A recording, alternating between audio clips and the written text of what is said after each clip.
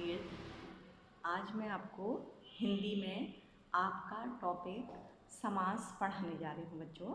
समास आपने इससे पहले शायद नहीं पढ़ा होगा, तो ध्यान दीजिएगा। आपको कक्षा में ही यहाँ पढ़ाते हुए ही ये चैप्टर अच्छी तरह से आ जाना चाहिए, ठीक है। तो ध्यान दीजिए, मैं आपको क्या बता रही हूँ। समास बच्चों, समास और संधि में कन्फ्यूजन मत करिएगा। संधि वर्णों के बीच में होती है, समास शब्दों के बीच में होता है, ठीक है। तो समास की सबसे पहले परिभाषा आपको आनी चाहिए और एग्जाम में आ भी सकती है। तो शब्दों के बीच से विभक्ति चिन्ह हटाकर उन्हें संक्षिप्त कर देना या छोटा कर देना क्या कहलाता है? समास कहलाता है, ठीक है। बहुत सारे शब्द हम किसी चीज़ के लिए बोलते हैं तो उनको छोटा करके एक कर देते हैं, तो वो प्रक्रिया क्या कहलाती है? समास कहलाती है। जैसे रसोई के लिए घर, तो हम उसको क्या बना देते हैं? रसोई घर, ठीक है। नीला है कंठ जिसका, 3-4 शब्द हैं, हमने उसको क्या बना दिया? नील कंठ, ठीक है।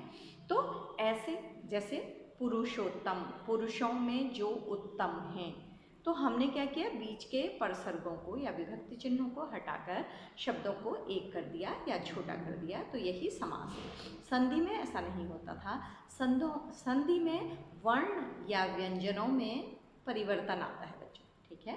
तो समास की परिभाषा हो गई, 2 या 2 से अधिक शब्दों के बीच के विभक्ति चिन्ह हटाकर उन्हें संक्षिप्त करना क्या कहलाता है? समास कहलाता है। अभी केवल समझने पर ध्यान दीजिएगा, क्योंकि लिखित सामग्री हमेशा आपके पास भेजी जाती है। तो बच्चों क्या है? 2 या 2 से अधिक शब्दों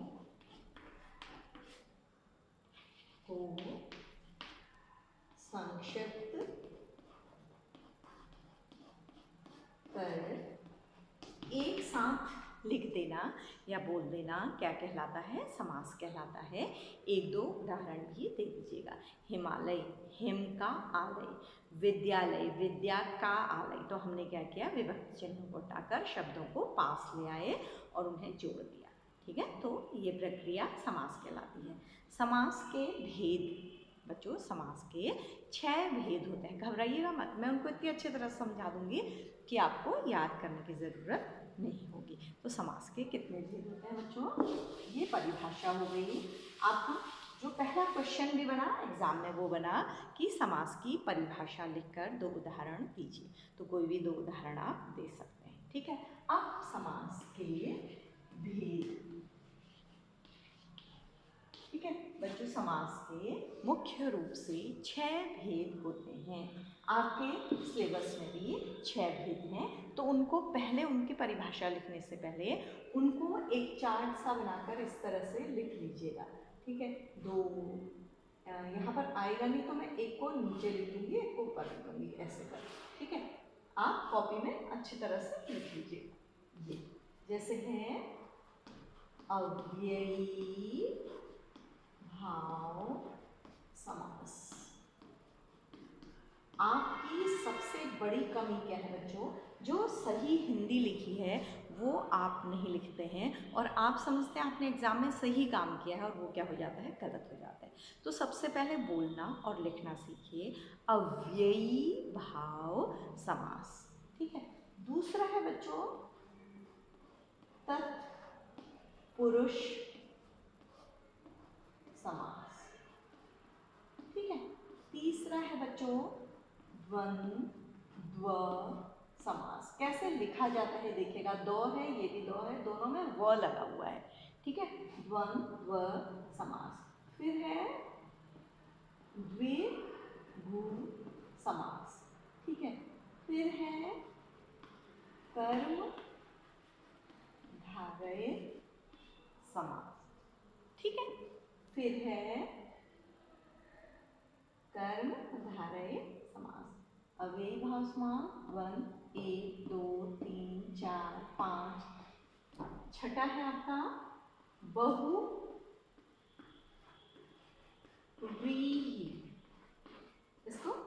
प्रोनाउंसिएशन पर भी ध्यान दीजिएगा। क्या बोला जाता है, मैं फिर से सबको बता रही हूँ बेटा। अव्ययी भाव समास, ठीक है।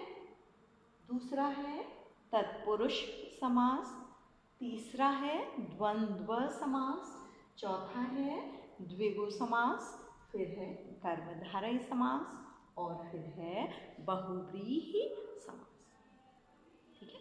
ये समास के 3 प्रकार हो गए। तो ये नाम आपको हमेशा याद होने चाहिए, ठीक है। तो अब हम एक एक समास के बारे में अलग अलग से सीखेंगे, उनकी परिभाषा सीखेंगे, ठीक है। तो कैसे सीखना है हमको, देखिए मैं सारे समास अपने चार्ट जो है इसको मिटा दे रही हूँ। ये चार्ट आप कॉपी में ज़रूर बनाइएगा, इससे हमें याद होती है बेटा। अगर हम ये चार्ट बनाएंगे तो ये हमारे माइंड में फ्रेम करता है और हमें सारी चीज़ें याद हो जाती हैं, वरना हम याद करते हैं और फिर क्या हो जाते हैं, भूल जाते हैं। तो अव्ययी भाव समास क्या है बच्चों, उससे पहले समास के लिए जो और कुछ तत्व आवश्यक हैं वो मैं आपको बता रही हूँ। समास 6 प्रकार के हैं, लेकिन समास को सीखने के लिए कुछ और शब्दों को जानना आवश्यक होता है। तो सबसे पहले आप समास के भेद परिभाषा लिखेंगे, भेदों की खाली हेडिंग लिख लेंगे, फिर लिख लेंगे समास में काम आने वाले कुछ शब्द। तो ये शब्द हैं, पहला है बच्चों समस्त पद। समस्त पद का मतलब है एक पूरा शब्द जो हमें परीक्षा में दिया जाता है समास का। एग्जाम्पल, जैसे मैंने कहा दशानन, तो ये एक पूरा शब्द है, इसे समास की परिभाषा में समस्त पद कहते हैं, यानी कि होल वर्ड, पूरा शब्द, इसका मतलब ये है, लेकिन इसको समस्त पद लिखा जाता है, ठीक, पूरा शब्द। कोई भी शब्द आएगा, माता पिता भाई बहन या जो भी हम परीक्षा में देंगे वो समस्त पद होगा। फिर आती है दूसरी चीज, समास विग्रह। विग्रह एक शब्द होता है जिसमें समस्त पद को क्या किया जाता है, तोड़ा जाता है, अलग अलग किया जाता है। जैसे मैंने आपको समस्त पद बताया दशानन, तो विग्रह होगा 10 हैं आनंद जिसके। तो जब हम इसको तोड़ते हैं तो उस प्रक्रिया को तोड़ना नहीं कहते या विच्छेद नहीं कहते, क्या कहते हैं, विग्रह कहते हैं। अब समास क्योंकि समस्त पद है तो इसमें आपको मैंने बताया था परिभाषा में 2 या 2 से अधिक पद होते हैं। तो बच्चों इसमें और एक शब्द आपको याद करना है, पूर्व पद और फिर है उत्तर पद। तो ध्यान दीजिएगा, पूर्व पद क्या है, समास का पहला भाग। दशानन में 10 पूर्व पद है, आनन हैं जिसके, ये उत्तर पद है। उत्तर पद मतलब बाद वाले शब्द, पूर्व पद मतलब पहला शब्द, किसी में 2 होते हैं किसी में ज़्यादा होते हैं। तो पूर्व पद का मतलब समास का पहला भाग, और शब्द का पहला भाग, और उत्तर पद मीन्स समास का दूसरा भाग। तो ये शब्द आपको आने चाहिए। ये क्या क्या हैं, समस्त पद हैं। समास को अलग करने को क्या कहा जाता है बच्चों, विग्रह, तोड़ने को।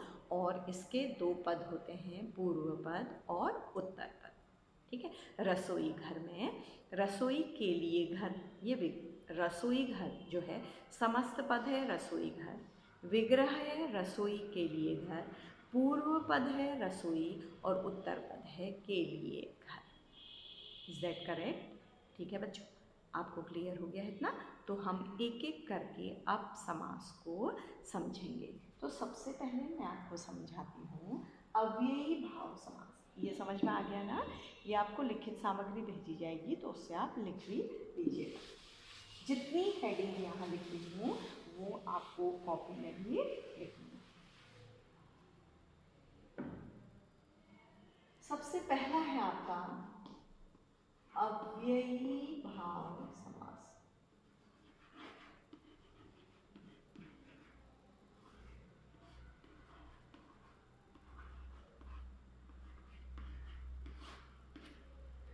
अब अव्यय क्या है पहले इसको समझिए। अव्यय बच्चों वो शब्द के टुकड़े होते हैं जो या शब्द होते हैं जो कभी बदलते नहीं हैं। जैसे मैं आपको बताऊं, आपने ध्यान रखिएगा, आपने जो उपसर्ग पढ़े हैं वही अव्यय होते हैं। वो लिंग वचन और काल के अनुसार कभी बदलते नहीं हैं। ठीक है, जैसे हम कहेंगे सुपुत्र, तो सु लगा है। अब हमने कन्या के लिए लगाया तो भी क्या लगेगा, सुकन्या। तो सु जो था उपसर्ग वो कभी बदला नहीं। तो यही अव्यय हैं जो कभी बदलते नहीं हैं। तो अव्ययी भाव समास की परिभाषा क्या होगी? जिस समास का पहला पद अव्यय होता है, जिस समास का पहला पद अव्यय होता है उसे अव्ययी भाव समास कहते हैं। अब ये आपको नाम से ही याद आ जाना चाहिए बच्चों। इस समास का पहला पद क्या होता है? अव्ययी भाव समास होता है। इसकी एक और परिभाषा होती है, जिस समास का पहला पद प्रधान होता है उसे अव्ययी भाव समास कहते हैं। ठीक है, तो दोनों परिभाषाओं में से एक परिभाषा केवल आपको याद करनी है बच्चों, और ये ज़्यादा सरल है जो मैंने लिखी है। जिस समास का पहला पद यानी कि पूर्व पद अव्यय होता है वह अव्ययी भाव समास होता है। अब इसमें आप ध्यान रखिएगा कैसे शब्द आएंगे, जैसे परदोष, प्रतिदिन। ठीक है, जिसमें सबसे पहला जो पद होगा वो क्या होगा? उपसर्ग, अव्यय होगा बच्चों। तो ध्यान दीजिएगा कि इस तरह के शब्द यथा संभव, यथा क्या है? अव्यय है। तो इसका जो विग्रह होता है वो कैसे किया जाता है ये आपको सीखना है। तो हम इसकी परिभाषा हो गई, हम इसके एग्जाम्पल कैसे लिखेगा। हम सबसे पहले लिखेंगे, हम 3 लाइनें खींचेंगे कुछ भी करने के लिए। सबसे पहले लिखेंगे समस्त पद, फिर लिखेंगे विग्रह, और फिर लिखेंगे समास का नाम। अब ये हेडिंग्स जो हैं आपकी वो अकॉर्डिंग एग्ज़ाम में क्या आया है वैसे बदल दी जाएंगी। मे बी कभी आपको विग्रह भी दिया जा सकता है, लिखा जा सकता है कि इस विग्रह का कौन सा समास बनेगा। तो उसमें क्या होगा, विग्रह हेडिंग क्या आ जाएगी? पहले आ जाएगी। लेकिन कॉपी में लिखने समय आप समस्त पद पहले लिखिएगा, फिर विग्रह लिखिएगा, फिर समास का नाम लिखिएगा। तो सबसे पहला एग्जाम्पल, प्रति व्यक्ति, फिर है यथा शक्ति। ठीक है, ये है। तो जैसे प्रति व्यक्ति, तो ये प्रति क्या है? आपको क्या लग रहा है बच्चों? उपसर्ग। यथा क्या है? उपसर्ग। अव्यय भी कहते हैं इसको। तो इस अव्यय के कारण ये कौन सा समास है? अव्ययी भाव समास। इसका विग्रह कैसे करते हैं? प्रत्येक व्यक्ति या शक्ति के अनुसार, मतलब इसका एक तरह से समझिए कि अर्थ लिखना होता है, और समास का नाम आपको पता है अव्ययी भाव समास। तो आपको जब आप कॉपी में एग्जाम्पल लिख रहे हैं या एग्जाम में कर रहे हैं तो 3 लाइन ज़रूर ड्रॉ करनी है बेटा। चाहे आप एक शब्द लिखें, 2 शब्द लिखें, तो लाइन ड्रॉ करके लिखिएगा। इससे आपका मैनर्स पता लगता है और चेक करने वाले के लिए बहुत आसान होता है। गड़बड़ करके मत लिखिएगा बच्चों। तो दूसरा आपका समास है बच्चों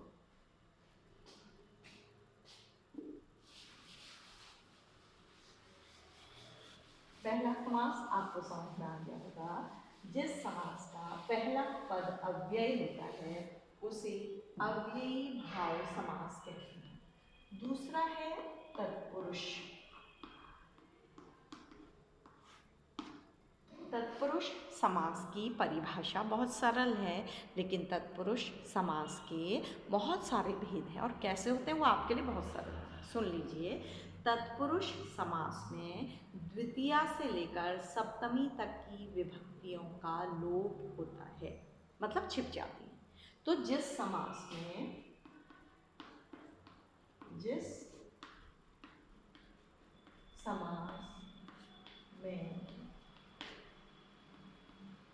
द्वितीया से सप्तमी तक विभक्ति चिन्हों का लोप होता है उसे तत्पुरुष समास कहते हैं। अब द्वितीया से लेकर सप्तमी तक कितनी विभक्तियां हैं आपने संस्कृत में पढ़ी हैं, मैंने समझाया भी है। द्वितीया, तृतीया, चतुर्थी, पंचमी, षष्ठी, सप्तमी। तो ये समास भी 6 प्रकार का होता है, घबराइए मत, कोई नई चीज़ याद नहीं करनी है। तो इसका नाम कैसे होता है? कर्म तत्पुरुष, करण तत्पुरुष, संप्रदान तत्पुरुष, अपादान तत्पुरुष, संबंध तत्पुरुष, अधिकरण तत्पुरुष। या ये भी कठिन लग रहा है तो द्वितीया तत्पुरुष, तृतीया तत्पुरुष, चतुर्थी तत्पुरुष, पंचमी तत्पुरुष, षष्ठी तत्पुरुष, सप्तमी तत्पुरुष। अब ये है क्या? द्वितीया तत्पुरुष में को चिन्ह का लोप होगा, तृतीया में से का लोप होगा, वो दिखाई नहीं देगा, मतलब होगा वो शब्द में। और चतुर्थी में के लिए का लोप होगा, पंचमी में से अलग होने का लोप होगा, षष्ठी में का के की का लोप होगा, सप्तमी में मैं पर का लोप होगा। बस। तो इसके कितने प्रकार हैं? 6 प्रकार हैं। सबका बेटा आप प्रकारों की परिभाषा नहीं याद करनी है, बस सबके 4-4 एग्जाम्पल लिख लीजिएगा, ठीक है? तो वो एग्जाम्पल आपको भेज दिए जाएंगे, आप उनसे लिख लीजिएगा, ठीक है? जैसे द्वितीया तत्पुरुष का एग्जाम्पल, जैसे मैं कहूँ कि भवनगत, भवन को गया हुआ, ठीक है? स्वर्ग प्राप्त, स्वर्ग को प्राप्त। तो ये क्या है? द्वितीया तत्पुरुष है, क्योंकि इसके बीच में क्या आ रहा है तोड़ने में? को, ठीक है? वृक्ष पतित, वृक्ष से गिरा, अलग होने का भाव है, तो ये पंचमी तत्पुरुष हो जाएगा। राजपुरुष, राजा का पुरुष, तो ये का के की में क्या हो जाएगा? षष्ठी तत्पुरुष हो जाएगा। तो बहुत आसान है बच्चों, ठीक है? तो रसोई घर, रसोई के लिए घर, कौन सा तत्पुरुष है?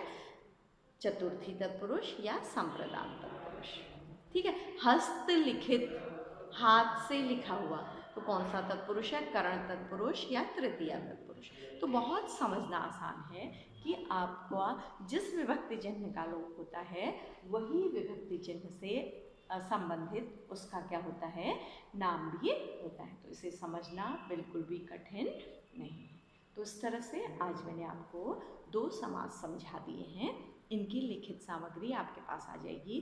तत्पुरुष समास के 6 भेद भी होते हैं, उनके नाम नहीं लिखने हैं, केवल कर्म तत्पुरुष, करण तत्पुरुष लिख के उनके 2 या 4-4 एग्जाम्पल लिख लीजिएगा।